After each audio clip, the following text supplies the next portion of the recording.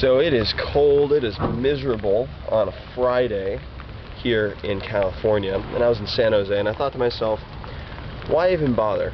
I should just do something completely unproductive.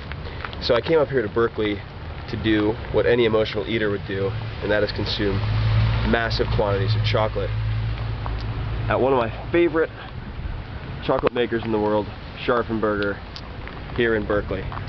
So let's go kill my pancreas. So here we are, here with Brad.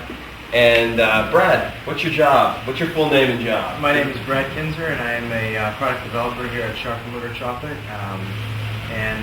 Just here to show you a little bit about what we do here and taste some chocolate. All right. So this is an excuse for me to eat massive quantities of chocolate and have insulin pour out my eyeballs and just have a good time in the process. Those of you who follow me and the blog and know a bit about my diet, Saturday is my off day. So Saturday I'm allowed to eat anything I want. It's Friday, so I'm taking it a bit early this week. But generally at night, I will have a nightcap of a glass or two of wine as I'm relaxing, listening to music, as well as a couple of nibs of chocolate, usually the higher cocoa concentrations. But I'm going to let you take the floor and just walk us through what we have here. Sounds good. Well, this is our current lineup here. We have a number of different chocolates. Here on our right here we have our extra dark, which is an 82% cacao content. Mm-hmm. Now that cacao content really signifies the amount of the percentage of this bar that comes from the cocoa bean. Mm-hmm. So 82% of that is from the cocoa bean, and 18% is sugar and a small amount of vanilla, okay, and a small amount of lecithin. So this is our darkest chocolate if you're looking at pure cacao cocoa punch. Mm-hmm. Then we have our 70%, mm-hmm, our 62. And then we have our milk chocolate. Mm-hmm. Our milk chocolate is 41% cacao, which doesn't sound like a lot, but it actually is. That's a very, very dark milk chocolate. Mm-hmm. Really gives a great combination of both a milk flavor and also a chocolate flavor. Right. And then we have a new bar that we just came out with, which is our milk almond with sea salt, mm-hmm, which is our traditional milk chocolate with almonds dusted with sea salt, mm-hmm, sort of that sweet and sour or sweet and salty flavoring. Mm-hmm. And then we have a limited edition bar that we came up with, mm-hmm, recently, which is a blend of several different very unique beans from Trinidad, Grenada, the Dominican Republic, and also Venezuela. So this I saw earlier in the shop, and I was excited to try because this version over here, the 70%, mm-hmm, is actually what I use along with e-guitar. They make some good stuff. Mm-hmm, sure. But the Scharffen Berger 70% is what I've used to make truffles. I took classes with a chocolatier in Saratoga, which is a nice small town you might have visited before. Also great for motorcycle riding. And so I have a lot of experience with the 70%, but I'm looking forward to tasting the full spectrum, or at least taking us through a tasting of chocolate, because I think most people, they would be familiar with the concept of wine tasting. Maybe they know a few different types of wine. Sure.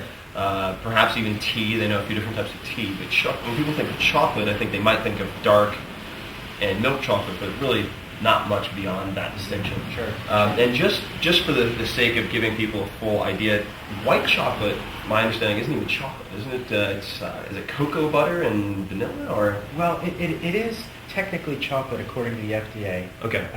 But it actually and it is chocolate because it contains a component of cocoa beans, okay, which is the cocoa butter. Right. However, it doesn't have, as you can tell, it's white. It doesn't have the cocoa solids, which loosely translated is really the cocoa powder. Right. So it doesn't have a lot of the components that are healthy for you. Right. And it's oftentimes very sweet. Okay. Cool. Well, let's. What else do we have here? So I see the samples here, but what are we looking at right here? And then here we just had, these are some raw cocoa beans from Madagascar. Mm-hmm. And then we have, this here is some nibs from Madagascar. This next one is from a farm in Trinidad. And then we also have a selection from deep in the Guarani Mountains of Venezuela. These beans had to come on horseback to get to us. So wow, it's a long trip from Venezuela to the Bay Area. It also involved a cargo ship, but getting them out of the mountains took a while. So it's a very unique bean in terms of its genetics. And the nibs, are those just chips from the cocoa bean? Yeah, essentially nibs are cocoa beans that have been roasted and then have the shell removed. Okay. So you wouldn't want to chew on those.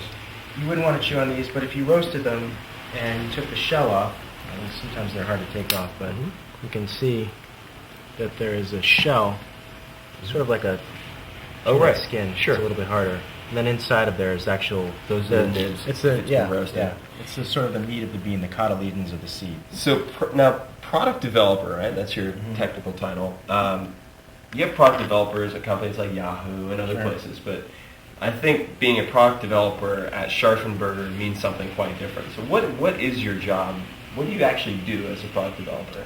Well, it's in general, it's research and development. So I work with several other people in the company to source beans. So we actually travel to different countries and buy the cocoa beans. We work with the farmers to help them to improve the quality of their cocoa, and then we are able to buy it from them, usually at a higher price, which is a great relationship because we receive higher quality beans and they receive a higher price for them. So it's a really mutually beneficial relationship.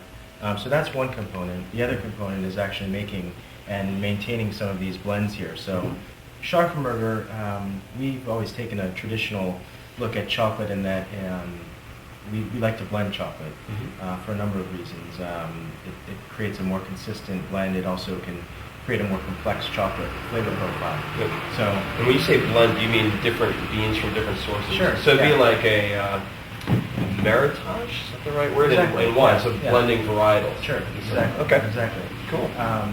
Our founder, John Scharfenberger, came from the champagne business where that's very common. Oh, so creating and developing complex flavors through a number of different beans is sort of our forte. And you can see here we have, for instance, this bar here has between 8 and 11 different beans in it at any given time. And sometimes a certain bean will sort of might be less available at a certain time of year, so we'll have to insert another type of bean, and therefore we're constantly changing. But we have the flavor profile that's sort of locked in our heads.